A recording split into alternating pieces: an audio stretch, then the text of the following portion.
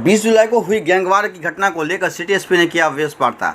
बाकरगंज में वर्चस्व की लड़ाई में किंग ऑफ बादशाहपुर के सरगना जोंटी सिंह पर चलाई गई थी गोलियां। खबर बिहार के दरभंगा से है। दरभंगा में पुलिस और अपराधियों के बीच हुई मुठभेड़ के दौरान पुलिस को चकमा देकर फरार हुए आरोपी राहुल कुमार शाह को पुलिस ने गिरफ्तार कर लिया है। हालांकि उसके पास से किसी भी तरह का हथियार बरामद नहीं हुआ है। पकड़े गए आरोपी राहुल कुमार शाह उर्फ अभिषेक, जो जीएनगंज मोहल्ले का रहने वाला है, महावीर शाह का पुत्र बताया जाता है।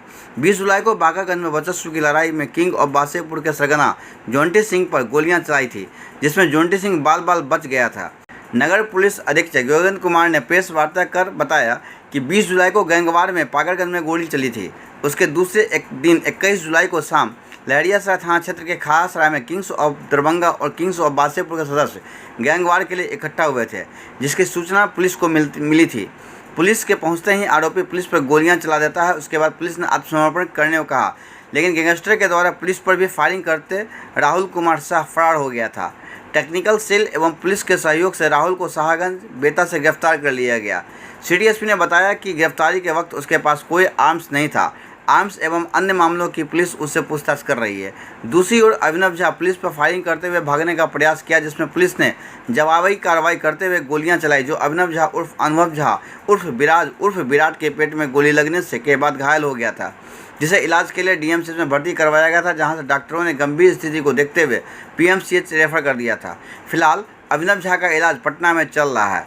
दूसरी ओर गैंग के एक अन्य सदस्य मुजफ्फरपुर जिला के गायघाट थाना क्षेत्र के जारंग के रहने वाले आर्यन कुमार, जो राकेश मंडल के पुत्र हैं, 24 जुलाई को गिरफ्तार कर न्यायिक हिरासत में भेज दिया गया।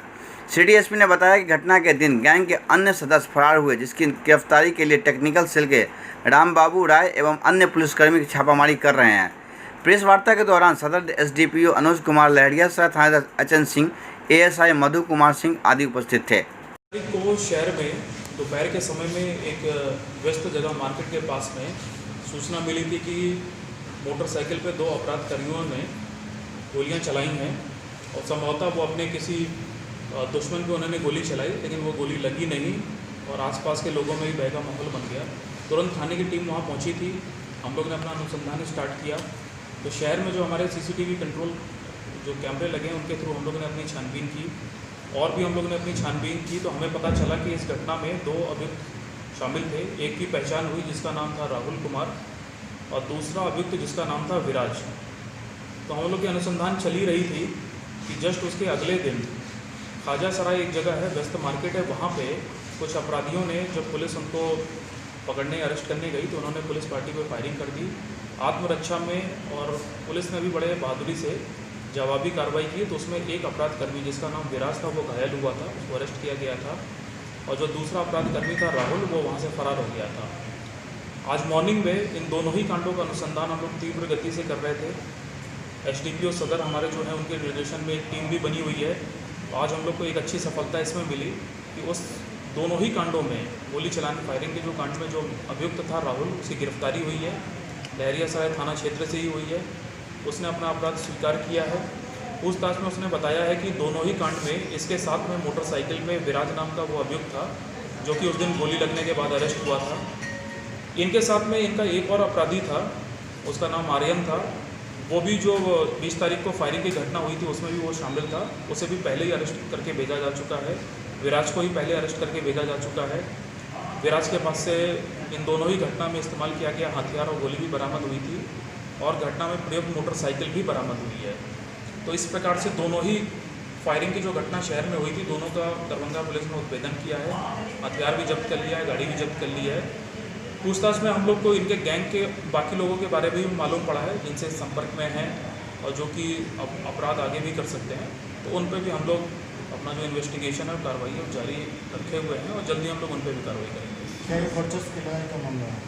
कह सकते हैं। इनसे पूछताछ में ये बात आई है कि इनके गैंग में ही आपस में काफ़ी सारे गुटबाजी और लड़ाई झगड़ा है। कभी पैसों का लेन देन सामने आता है, कभी किसी चीज़ का। उसी चक्कर में ये लोग के बीच में अपना दबंगता दिखाने के चक्कर के लेकर के ये लोग इस प्रकार की घटना करते रहते हैं। लेकिन जब ये घटनाएं हुई हैं तो इसमें हम लोग ने जितने भी लोग शामिल थे उनको अरेस्ट किया है। पूछताछ में और भी काम की चीज़ें मिली हैं तो बाकी लोगों को भी हम लोग जल्दी कार्रवाई करेंगे। सर, एक मोबाइल चोर आज इतना बड़ा क्राइम करता है, इसका पीछे क्या रहा है? देखिए, कारण तो बहुत सारे हैं इसके पीछे। हमें ये भी देखना पड़ेगा कि इनके जो परिवार हैं उनका बैकग्राउंड क्या है, क्या उन्होंने कभी सही समय पे इसको सही शिक्षा नहीं दी। उन्हें चाहिए, उनकी जिम्मेदारी थी कि वो पुलिस को भी समय पे सूचित कर सकते थे, लेकिन चूंकि अब हम लोग ने अरेस्ट किया है, हम लोग जेल भेजेंगे, कानूनी कार्रवाई करेंगे। बाकी हम लोग इनके परिवार से भी बात करेंगे और भी हम यही कहेंगे कि जिन भी परिवार या अभिभावकों को लगता है कि उनके बच्चे किसी गलत संगति में पड़ गए या उनका इस प्रकार का संदिग्ध आचरण है, तो पुलिस को आके बताएं। हम लोग टाइम पे काउंसलिंग भी कर सकते हैं और करेक्टिव मेजर्स भी ले सकते हैं। एस मिथिला के लिए बिहार के दरभंगा से दिलीप झा के साथ नासिर हुसैन की रिपोर्ट।